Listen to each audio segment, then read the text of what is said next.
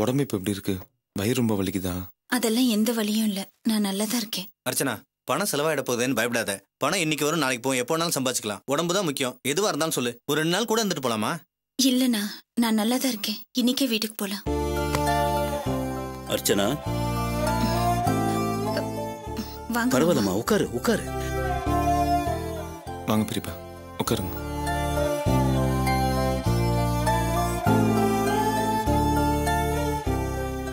என்னப்பா செல்வம், இவ்வளவு விஷயம் நடந்திருக்குது, ஒரு வார்த்தை சொல்லலையே.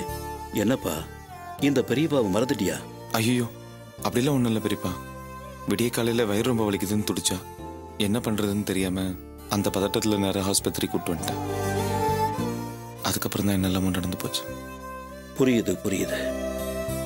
அந்த அதிர்ச்சியிலிருந்து மீளவே உணர முடியாது. இந்த சூழ்நிலையில் என்ன பண்ண முடியும்? ஒரு பேரனையோ பேத்தியோ நல்லபடியா பெத்துக்கூடன்னு சொன்னீங்களே, உங்க ஆசையை நிறைவேற்றி வைக்க முடியலையே மாமா. உங்களை நான் ஏமாத்திட்டேன். சரி விடுமா, நம்மால என்ன செய்ய முடியும்? பேரனையோ பேத்தியோ நான் அப்புறமா கொஞ்சிக்கிறேன். இப்போ உடம்பு எப்படிமா இருக்கு? பரவாயில்ல மாமா, டாக்டர் இன்னைக்கே டிஸ்சார்ஜ் ஆகி போக சொல்லிட்டாங்க. ஆமா பெரியப்பா, நாங்க இப்ப வீட்டுக்கு தான் கிளம்பிட்டு இருந்தோம். வீட்டுக்கு போய் அர்ச்சனா விட்டு அதுக்கப்புறம் உங்களை நேரம் வந்து பார்த்து எல்லாமே சொல்லலாம்னு நினைச்சேன். அதுக்குள்ள நீங்களே வந்துட்டீங்க. அர்ச்சனாவோட அப்பா என்னை தேடி என் வீட்டுக்கு வந்தார்.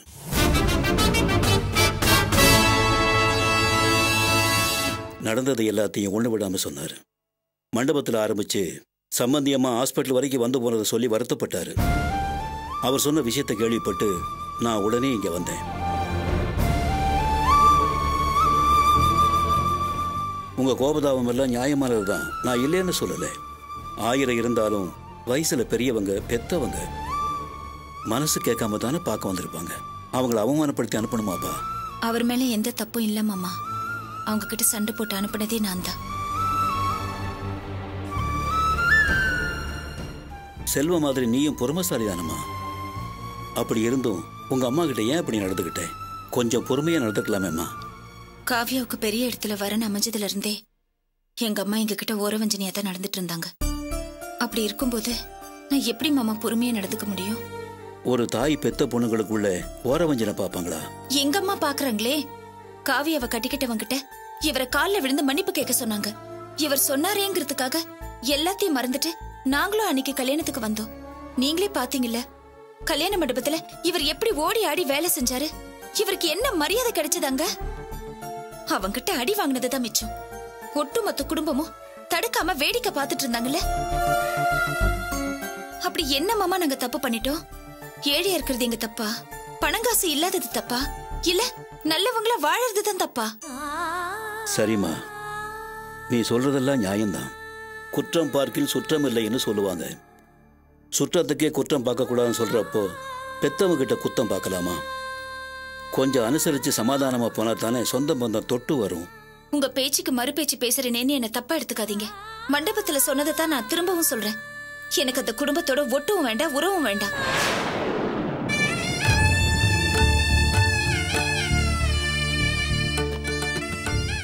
அதுவும் பிறந்த விட்டு உறவம்மா, அதை சாதாரணமா முடிச்சுக்க முடியுமா? அவங்க தானே மாமா எங்களை தேவையில்லைன்னு வெளியில அனுப்புனாங்க.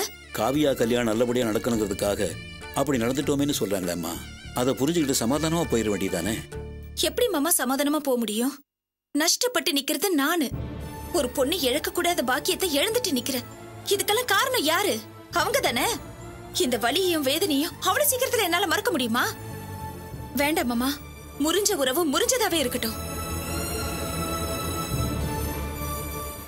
சமாதானமா போனா மறுபடியும் இந்த மாதிரி அவமானம் வரலாம். திரும்பவும் கோச்சிட்டு வரணும். எதுக்கு இதெல்லாம்? வேண்டவே வேண்டாம்.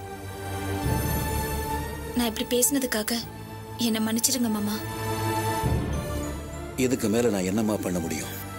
என்ன, உங்க அப்பாவுக்கு உங்ககிட்ட பேசி சமாதானப்படுத்துற நம்பிக்கையை கொடுத்துட்டு வந்தேன். என் வாழ்க்கையில முதல் தடவையா நான் கொடுத்த நம்பிக்கையை காப்பாற்ற முடியாம போச்சு. என்ன பண்றது? உன் பக்கம் நியாயம் இருக்கு, வலியும் இருக்கு. உன் மனசுல இருக்கிற காயத்துக்கு காலமும் நேரமும் நம்ம மருந்து போடணும். சரி, உடம்ப பத்திரமா பாத்துக்கமா. நான் வரேன். வரேன். சரி, வரேன். வாங்கய்யா. கிளம்பலாமா? எல்லாத்தையும் வச்சாச்சா? கிளம்பலாமா? வா.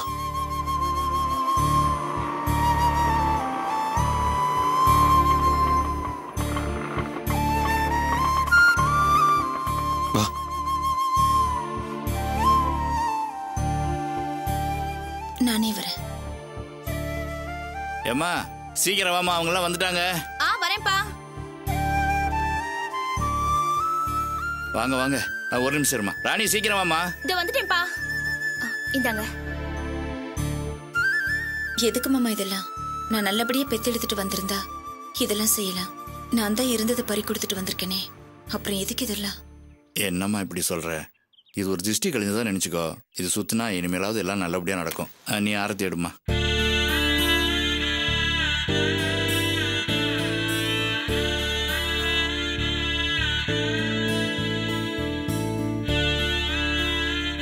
போங்க அண்ணே.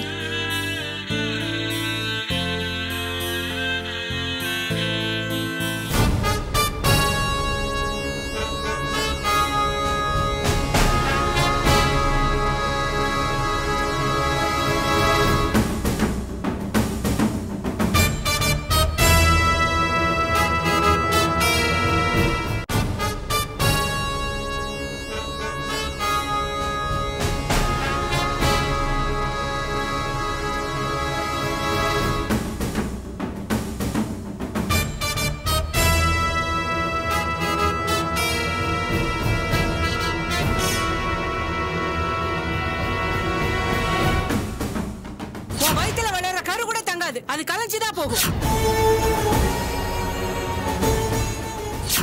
என் வயித்துல இருக்கிற உயிர் என்ன பாவம் பண்ணுச்சு? அதுக்கு போய் இப்படி சாபம் கொடுக்கறீங்களே.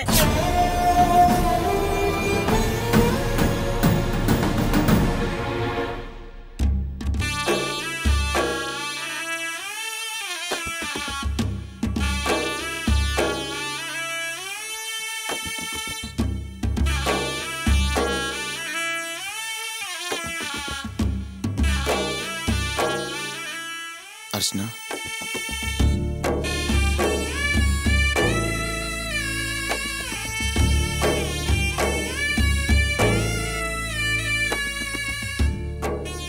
என் மேல அக்கறை வச்சிருந்த எல்லாரோட எதிர்பார்ப்பையும் நான் ஏமாத்திட்டேன்.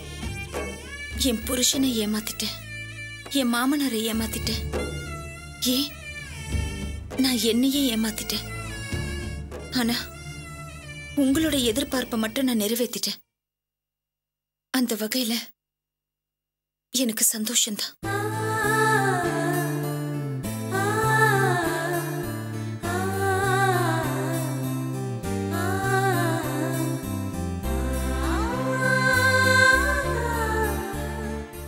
இதே இடத்துல நின்னு தானே எனக்கு சாபம் கொடுத்தீங்க.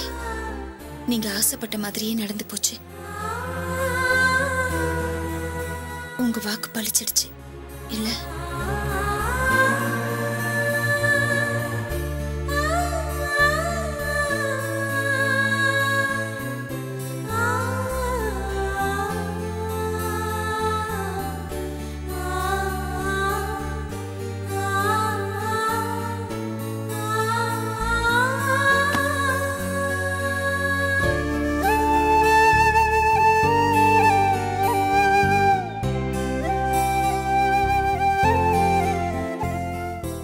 அர்ச்சனா, நீ பெத்த பொண்ணா இல்லாம இருக்கலாம்.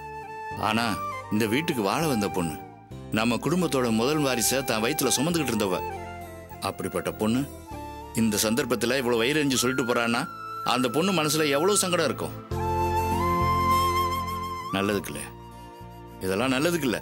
இதுக்குதான் பெரியவங்க சொல்லுவாங்க, எப்பவும் நல்லதையே பேசணும், நல்ல வார்த்தையே சொல்லணும்னு. இந்த பார், இதுக்கு மேலேயாவது உன் கருணாக்க வச்சுக்கிட்டு உன் இஷ்டத்துக்கு பேசுறதை விட்டுட்டு என்ன பேசணும் ஏது பேசணும்னு யோசிச்சு பேசு. ஏன்னா நீ ஒரு பொண்ணை வச்சிருக்க.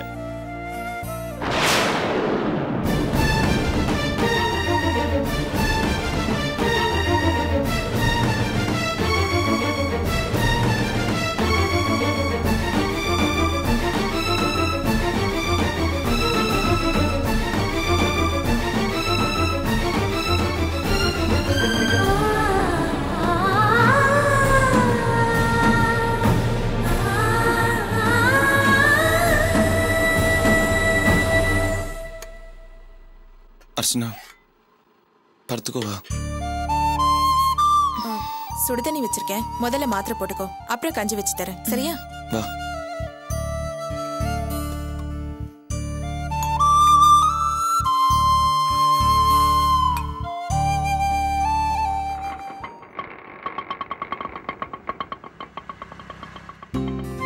கொஞ்சம் வெயிட் பண்ணுங்க. வாங்க வாங்கம்மா. வாமா. மாமா வாங்கம்மா. நல்லா இருக்கீங்களா அண்ணா? நல்லா இருக்கேன். வாங்க உள்ள வாங்க. அடடே, வாங்க சம்பந்தி, வாங்க வாங்க. வாமா ரேவதி, வாங்க. வராதவங்க வந்திருக்கீங்க. திடீர்னு உங்களை பார்த்தது எனக்கு கையும் இல்ல காலும் இல்ல. சொல்லியிருந்தீங்கன்னா நானே உங்களை வீட்டுக்கு வந்து கூட்டு வந்திருப்பேன்ல. அர்ச்சனா விஷயம் கேள்விப்பட்டேன், அதான் பாத்துட்டு போலான்னு வந்தேன். அப்படியா? இப்பதான் ஆஸ்பத்திரியில இருந்து வந்தாங்க. போய் பாருங்க. சரி. கூட்டிட்டு போங்க. வாங்கம்மா, பாத்துட்டு வராத. வாங்கம்மா வாங்க. அக்கா. அர்ச்சனா வாங்க வாங்க. அர்ச்சனா, இவங்க தான் ரேவதியோட அம்மா. வாங்க. எப்படிமா இருக்க? நல்லா இருக்கேன். நீங்க ஹாஸ்பிட்டல்ல ஐசியூல இருக்கும்போது நான் உங்களை பார்த்தேன். அப்படியாம்மா? நான் உன்னை இப்பதான் நேர்ல பாக்குறேன். ஆனா உன்னை பத்தி என் பொண்ணு நிறைய சொல்லிருக்கா. உன்ன மாதிரியே செல்வ மாதிரியே நல்ல மனசு உள்ளவங்களுக்கு இப்படி எல்லாம் நடந்திருக்க கூடாதுமா. என்ன பண்றது, ஏதோ பெருசா நடக்க வேண்டிய ஒரு கெட்டது இதோட போச்சேன்னு திருப்தி பட்டுக்கம்மா. சரி, நீங்க பேசிட்டு இருங்க, நான் போய் குடிக்கிறதுக்கு ஏதாச்சும் வாங்கிட்டு வரேன். அதெல்லாம் ஒண்ணும் வேண்டாம் தம்பி. நீங்க 2 பேரும் நடந்தது நினைச்சு வருத்தப்படாதீங்க. என் பொண்ணு இன்னைக்கு நல்லா இருக்கான்னா அதுக்கு காரணம் நீதாம்மா. உன் நல்ல மனசுக்கு எந்த குறையும் வராது. தைரியமா இரு. ரேவதி, அம்மாடி ரேவதி. அத்தை கூப்பிடுறாங்க, இத வந்துடுறேன். அத்தை, இந்த அம்மாவுக்கு போய் கூல் ட்ரிங்க்ஸ் வாங்கிட்டு வா. நல்லா சில்லுன்னு வாங்கிட்டு வா. என்கிட்ட காசு இருக்கு அத்தை. அட வச்சுக்கம்மா, அத்தை குடுக்கறேல, இந்தா வாங்கிட்டு வா. போ சீக்கிரமா வா.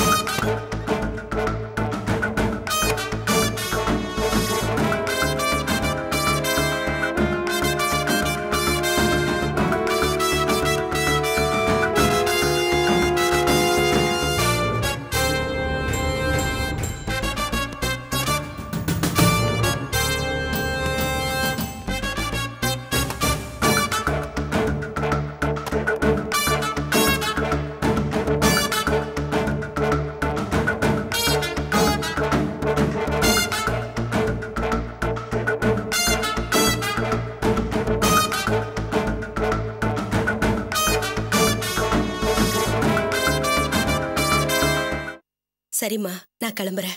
நீ இப்பதான் ஹாஸ்பிட்டல்ல இருந்து வந்திருக்க, உன்னை சிரமப்படுத்த விரும்பல. நான் புறப்படுறேம்மா. உடம்பு பத்திரமா பாத்துக்க. வரேன் செல்வம். வரேம்மா.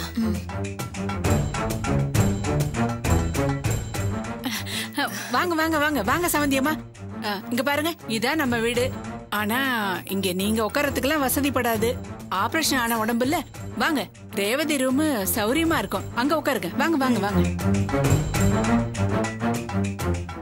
வாங்க சமந்தி, வாங்க உள்ள வாங்க. ஐயோ, இந்த வாசு பயலுக்கு கொஞ்சம் கூட பொறுப்பே இல்ல பாருங்க. படுத்த பாய கூட எடுத்து வைக்காம. சே என்ன பிள்ளையோ இவன். உங்க அளவுக்கு வசதி இல்லைனாலும் ஃபேன் எல்லாம் வாங்கி கொடுத்து ஓரளவுக்கு வசதி பண்ணியிருக்கோம். ரேவதி வசதியா வாழ்ந்த பொண்ணாச்சே. நீங்க வாங்க, உட்காருங்க உட்காருங்க. பரவாயில்ல, இருக்கட்டும். உட்காருங்க உட்காருங்க. ஐயோ, நீங்க ஏமா கீழே உட்காருங்க? பரவாயில்ல சம்பந்தி, எனக்கு இது பழகி போன ஒண்ணாச்சே.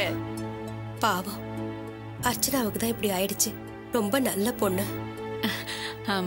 ஆமாமா, என் வீட்டுக்காரர் கூட ரொம்ப வருத்தப்பட்டாரு. இந்த குடும்பத்தோட முதல் வாரிசு இப்படி ஆயிடுச்சேன்னு. என்ன, வாசு ரேவதிக்கு ஒரு வாரிசு உருவானா இந்த சோகத்தை மறந்துடலாம். ஆனா புதுசா கல்யாணம் ஆனவங்க தானம்மா, 1 வருஷம் போகட்டுமே. கல்யாணம் ஆகி எத்தனை வருஷம் ஆனாலும் புருஷன் பொண்டாட்டிக்குள்ள உறவு இருந்தா தானே சம்பந்தி ஒரு வாரிசு உருவாகும். என்ன சம்பந்தி சொல்றீங்க? உங்ககிட்ட சொல்றதுக்கு என்ன சம்பந்தி? இந்த விஷயத்த நான் ரேவதி கிட்ட பேச முடியாது. ஏன்னா நான் அவளோட மாமியாரு. நான் என்ன சொன்னாலும் அது தப்பாயிடும். நீங்க ரேவதியோட அம்மாங்கிறதுனால அவளுக்கு இந்த விஷயத்துல புத்தி சொல்லலாம். என்ன சொல்றீங்க? என்னென்னமோ சொல்றீங்க. எதா இருந்தாலும் தயங்காம சொல்லுங்கம்மா. உள்ள வரும்போது நீங்களே பாத்தீங்கல்ல, படுக்க தனித்தனியா இருக்கும்போது புருஷன் பொண்டாட்டிக்குள்ள உறவு எப்படி இருக்கும்னு. ரேவதி வீட்டுல இல்லாதப்ப கூட என் புள்ள வாசம் அந்த படுக்கையில படுக்கிறதே இல்ல சம்பந்தி. எப்போ உங்க பொண்ணு என் புள்ள மேல கோச்சுக்கிட்டு வீட்டை விட்டு போனாலோ அப்ப ஆரம்பிச்ச பிரச்சனை தான் அது. நானும் ரேவதி கிட்ட பேசி பார்த்தேன். அவ ரொம்ப வைராக்கியமா இருக்காளே, என் புள்ள அதுக்கு மேல வைராக்கியமா இருக்கானே. உங்களுக்கு ரத்தம் கொடுத்தவன் ஆஸ்பத்திரிலயும் சரி வீட்லயும் சரி உங்களை பாக்காததுக்கு காரணமே உங்க பொண்ணு ரேவதி தான். அவ டக்குன்னு ஏதாவது ஒரு வார்த்தை அவனை சொல்லிட போறாளோன்னு பயந்துகிட்டு தான் அவன் எதை உழைக்கணும் உயரணும்னு எல்லாம் பேசிட்டு இருக்கான். என்னமோ சம்பந்தி, இப்படி சின்னஞ்சிறுசுங்க 2 பேரும் தனித்தனியா இருக்கிறதுக்காகவா நமக்கெல்லாம் தெரியாம எங்கேயோ ஓடி போய் கல்யாணம் பண்ணிக்கிட்டாங்க? நினைச்சாலே எனக்கு வேதனையா இருக்கு. இதெல்லாம் எனக்கு எதுவுமே தெரியாது சம்பந்தி அம்மா. என்கிட்ட சொல்லிட்டீங்கல்ல, ஒரு பொண்ணுக்கு அம்மாவா என்ன புத்திமதி சொல்லணுமோ கட்டாயமா நான் சொல்றேன். நீங்க கவலைப்படாதீங்க. நீங்க சொல்லிட்டீங்கல்ல, எனக்கு அது போதும் சம்பந்தி.